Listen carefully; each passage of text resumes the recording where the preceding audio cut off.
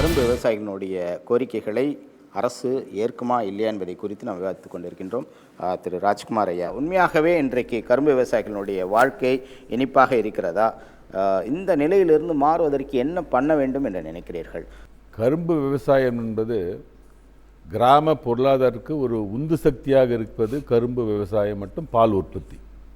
மத்திய அரசாங்கம் ஒவ்வொரு ஆண்டும் விலை நிர்ணயம் செய்யும்போது விவசாயிகளை அழைத்து, அரசு அதிகாரிகளை அழைத்து, மாநில அரசுகளை அழைத்து வரவு செலவு கணக்குகளை எல்லாம் சமர்ப்பித்து விலை நிர்ணயம் செய்கின்றார்கள்.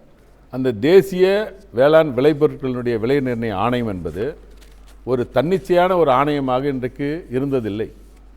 ஏதோ பெயரளவுக்கு கூப்பிடுகின்றார்கள், கேட்கின்றார்கள். அவருடைய பரிந்துரையை இன்றைய வரை மத்திய அரசு ஏற்பதாக இல்லை. அதேபோல் மத்திய அரசு அறிவித்திருக்கின்ற விலையை ஒட்டி மாநில அரசாங்கம் தன்னுடைய பரிந்துரை விலையை அறிவிக்கின்றது. எஸ்ஏபி இருக்கின்ற பெயரில் மாநில அரசு அறிவிக்கிறது. அந்த விலை விவசாயிகளுக்கு கட்டுப்படி ஆகின்றதா ஆகவில்லையா என்பது ஒரு பிரச்சனை.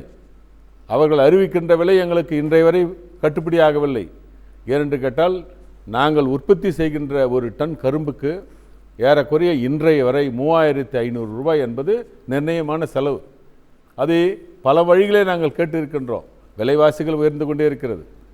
ஆனாலும் மாநில அரசோ மத்திய அரசு அறிவிக்கின்ற விலைகள் உரிய விவசாயிகளுக்கு போய் கிடைக்க பெறுகிறார்களா என்பதை அரசாங்கம் இன்று வரை உறுதி செய்யப்படாத நிலைதான் இருந்து கொண்டிருக்கிறது. நாங்கள் செய்திருக்கிற போராட்டங்களுக்கு அரசாங்கம் மதிப்பளிக்கலை. சரி, மதிப்பளிக்கலைன்னும் போது எங்களுக்கு உதவியாக இருக்கிறது இந்த மாதிரி ஊடகங்கள் தான், தினசரிகள் தான். இந்த தினசரி வாயிலாகவும் ஊடகங்கள் வாயிலாகவும் செய்தியை கேட்டு மாநில முதல்வராக இருந்த ஓ பன்னீர்செல்வத்தை போய் பார்த்தோம். அதன் பிறகு எங்களுக்கு உதவியாக இருக்கக்கூடிய பல வழிகளில் தமிழ்நாட்டில் இருக்கின்ற பல்வேறு எதிர்க்கட்சி தலைவர்களை எல்லாம், மரியாதைக்குரிய தலைவர்களை எல்லாம் சந்தித்து எங்களுடைய கோரிக்கைகளை, நாங்கள் படுகின்ற துன்பங்களை, கஷ்டங்களை எல்லாம் அவரிடத்தில் நேரடியாக மனுவாகவும் தெரிவிச்சிருக்கிறோம். கலைஞர்கிட்ட சொல்லியிருக்கிறோம், ஈவிகே செல்வங்கிட்ட சொல்லியிருக்கிறோம், பாரதிய ஜனதா கட்சி சேர்ந்த தமிழிசை சவுந்தரராஜன் சொல்லியிருக்கிறோம், கம்யூனிஸ்ட் கட்சிக்கிட்ட சொல்லியிருக்கிறோம். இப்படி பல்வேறு நிலையில் சொல்லியிருந்தாலும், அவங்களும் எங்களுக்கு ஆதரவாக அறிக்கைகள் விட்டிருந்தாலும், ஆனாலும் எந்த ஒரு அறிக்கைக்கும் எந்த ஒரு ஆர்ப்பாட்டத்திற்கும் தமிழ்நாடு அரசு இன்றைய வரை செவி சாய்த்ததாக இல்லை. ஒரு அரசாங்கத்தில் சட்டசபை என்பது ஒரு உறுதியளிக்கக்கூடிய, நம்பிக்கைக்கூடிய ஒரு சபை. அந்த சபையில் தொழில்துறை அமைச்சர் சொல்கிறார், 15 நாட்களுக்குள் உங்களுக்கு வந்து சேர்ந்து விடும், நிலுவைத் தொகைகள் எல்லாம் சேர்ந்து விடும் ஒரு அறிவிப்பு வெளியிடுறார். இது என்ன அறிவிப்பு இடுகின்ற அரசாங்கமா இது? எப்போது பார்த்தாலும் அறிவிப்பு. அந்த அறிவிப்புக்கு வெளிவந்த ஒரு படம் 15 நாள் கிடச்சிடணுன்னு எல்லா சங்கங்களும் சரி 15 நாள் கிடச்சிடுன்னு சொல்லிட்டு சோர்வடைஞ்சிடுறாங்க. 15 நாளுக்குள்ளே கிடைக்குதுன்னா கிடைக்கவே இல்லை. மீண்டும் தான் அவங்கள போய் பார்க்குறோம். தனித்தனியாக சங்கங்கள் இயங்கி இருந்தாலும், தனித்தனியாக சங்கங்கள் போராடி இருந்தாலும், இன்று வரை அந்த அரசாங்கம் எந்த வித வழியும் ஏற்படுது. சரி, இப்படி தான் அரசாங்கம் இருக்குது. அந்த ஆலை முதலாளிகிட்ட போய் பார்க்குறோம்னா, அந்த ஆலை முதலாளிகள் என்ன சொல்கிறாங்க?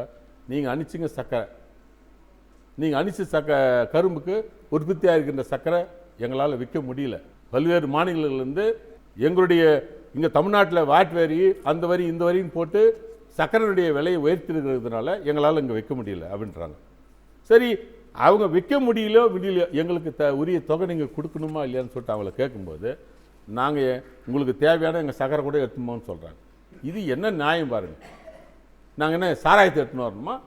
ஆனால் இன்றைக்கு கொண்டிருக்கிற அரசாங்கன்றது எரி சாராயத்தை விற்று தான் இவங்க அரசாங்கத்தை இயங்கிக் கொண்டிருக்கின்றார்கள்.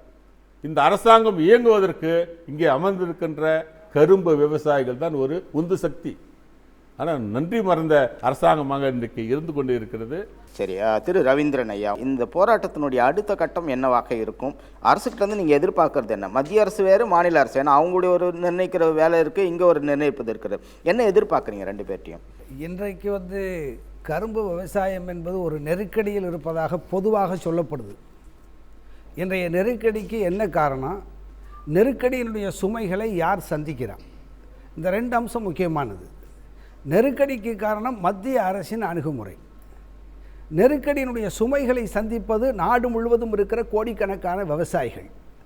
ஆனால் எப்படி ஃபோக்கஸ் பண்ணப்படுகிறதுன்னு சொன்னால் நெருக்கடிகளின் சுமைகளை முழுக்க ஆலை முதலாளிகள் சந்தித்து கொண்டிருப்பதாக அரசும் சொல்லுது, அவர்களும் சொல்கிறாங்க. அதில் உண்மை இல்லை. உதாரணத்துக்கு தொடர்ந்து நட்டம்னு சொல்கிறாங்க சர்க்கரை ஆலைகளுக்கு. என் கையில் தமிழ்நாட்டில் இருக்கிற ஒரு கூட்டுறவு சர்க்கரை ஆலையினுடைய அறிக்கை என் கையில் இருக்குது. கள்ளக்குறிச்சி 2 கோமிகி கூட்டுறவு சர்க்கரை ஆலையினுடைய அறிக்கை.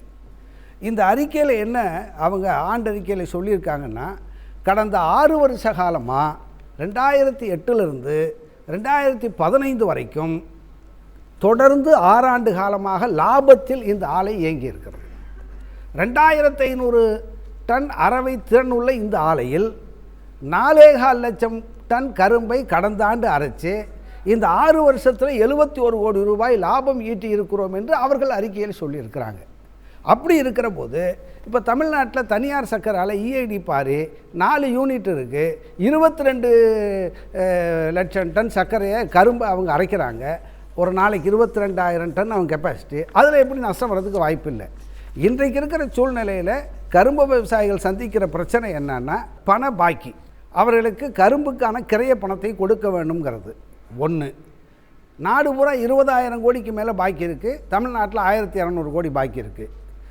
இதனால் என்ன விளைவு ஏற்படுதுன்னா தற்கொலைகள். இன்றைக்கி மத்திய அரசு ரங்கராஜன் கமிட்டியினுடைய பரிந்துரையை இந்தியாவில் அமுல்படுத்த முயற்சி பண்ணுறாங்க.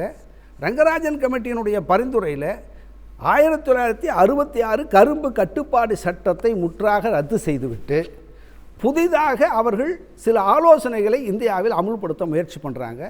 கரும்பு கட்டுப்பாடு சட்டம் 1966 இந்தியாவில் கரும்பு விவசாயிக்கு, அரசுக்கும் அதே போல் ஆலைகளுக்கும் ஒரு 3க்கு ஒரு பாதுகாப்பு அரணாக இருக்குது. அது ரத்து செய்யப்பட்டால் விவசாயிக்கு அது பெரிய பாதிப்பை ஏற்படுத்தும். ரங்கராஜன் கமிட்டி பரிந்துரையில் அவங்க சொல்கிற 4 அம்சம் நம்ம ரொம்ப கவனிக்கணும். லெவி சர்க்கரை கூடாதுன்னு சொன்னால் ரங்கராஜன் கமிட்டி பரிந்துரை, மத்திய அரசு லெவி சர்க்கரையை எடுத்துருச்சு. உற்பத்தி செலவில் 10% பொது விநியோக முறைக்காக அரசுக்கு தர வேண்டும் என்பது தான் லெவி சர்க்கரை. அதை ரத்து பண்ணணும்னு ரங்கராஜன் கமிட்டி ரெக்கமெண்டேஷன், அதை ரத்து பண்ணிட்டாங்க. சர்க்கரை விற்பனைக்கு ஒரு கட்டுப்பாடு இருந்தது, அந்த கட்டுப்பாடு இருக்கக்கூடாதுன்னு ரங்கராஜன் கமிட்டி சொன்னிச்சு, அதை ரத்து பண்ணிட்டாங்க. இனிமேல் கோணி பையில் சாக்கில் சர்க்கரையை பிடிக்கக்கூடாதுன்னு சொன்னாங்க.